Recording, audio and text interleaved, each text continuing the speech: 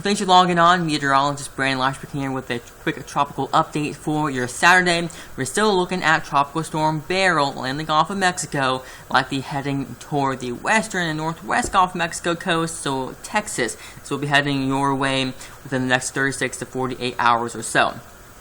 Quick look at the current visible satellite imagery. You can see where some of these low-level clouds are spinning into the center circulation. You got some more storms kind of bubbling up in the center. Although you can kind of see this outflow boundary, this line of these clouds moving away from the storm. That's indicating some dry air that the storm is battling, and it is still battling some wind shear as well. So here's another look at the infrared satellite. You can see some of those blacks and white colors in the center. So it is kind of bubbling up some more storms, and that may help intensify it a little bit over the next few hours or so, but we'll be watching that very closely, of course. Now look at water vapor imagery. You can see a lot of red around the western side of the storm and the southern side as well. That is that dry air that the storm is battling, as well as some of that wind shear. However, some of that dry air will kind of move away, and then that wind shear will also begin to decrease as the storm begins to move toward the coast of Texas, and so there may be a brief window for some more re-intensification of Beryl. Now here is the official forecast track from the National Hurricane Center. It does have the storm right now located as of the 4 p.m. advisory 385 miles to the southeast of Corpus Christi, Texas.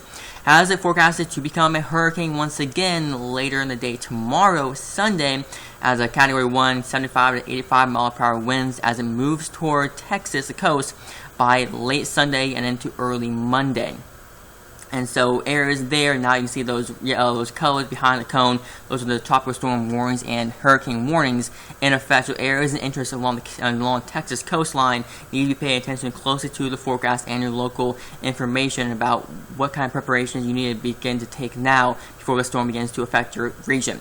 Moving forward in the track, you can see it begins to take on that more northerly and northeasterly turn as it moves off into about midweek or so, Tuesday into Wednesday, likely as a weakening system, becoming more a low to more the remnants of the system as it moves well inland. But that will have some indirect impact still for areas as it begins to move to the northeast. Even here in Baton Rouge, like you're going to be seeing some more rainfall from this earlier next week. We'll touch on that more so in a moment. But right now we do have some alerts to talk about. We have storm surge watches and warnings in effect. We have those watches in that kind of light purple color, and that storm surge warning in that more pink color does include areas like Corpus Christi, just to the east, southeast of Victoria. It does include Matagorda Bay right here, as well as just up to near Galveston. So peak storm surge we're looking at possibly about 2 to 4 feet across most of the area, and then maybe some areas of 4 to 6 feet possibility as well, as the storm will begin to push those winds inland, as well as some of that water in those bays.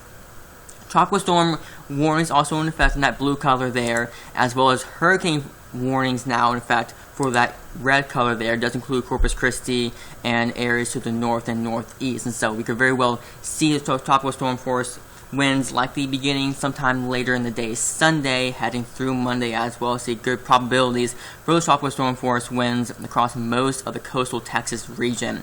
And we'll see a wide swath of that too. You see those yellow colors, those orange colors as well. That's all tropical storm force winds for that wind threat potential. Even seeing that red color there, areas near that Matagorda Bay region, kind of centered over that, where we could see those hurricane force winds as that core of the storm tries to kind of tighten back up, and therefore we could see some of those higher winds and wind gust potentials around those coastline areas.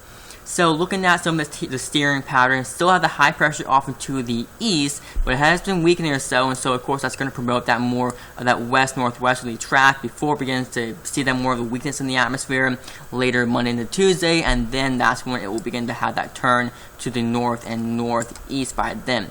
Now most of the computer models are coming to a little bit better of an agreement. You see here the GFS model in the red color.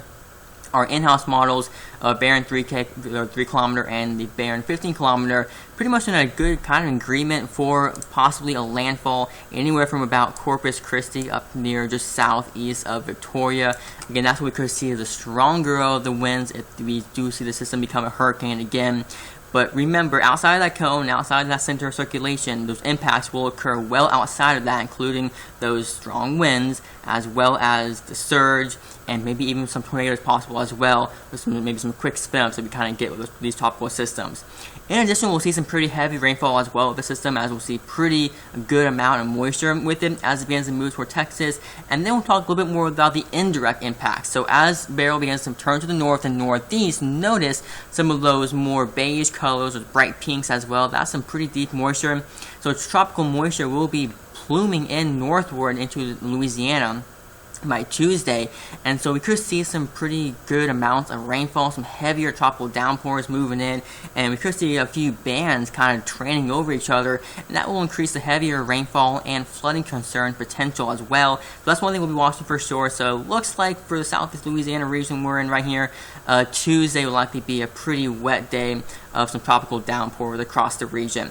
In addition, we'll see those higher winds, or higher waves rather, with this system as it moves to the northeast, and that will kind of radiate outward, and so therefore rough surf and those increased risk for rip currents will still be present for most of the northern Gulf Coast, and of course Texas as well. So if you are going to the beaches, even well out away from the Beryl, so say Pensacola Beach, Orange Beach, as well in Alabama, just keep an eye on the forecast and look for those beach flags to see if any rough surf is there in that region. So again, kind of wrapping up a little bit, we have tropical storm warnings and hurricane warnings in effect for a good portion of the Texas coastline and the Gulf Coast, and so now is the time for interest in those areas to begin and rush those preparations to completion, as we'll likely begin to see tropical storm force conditions begin roughly around Sunday to Sunday night, and before that landfall sometimes Sunday night to early Monday morning as well. Now thankfully, outside of Beryl, there's nothing else to watch or track in the tropics. All things are going to be rather quiet over the next 7 days.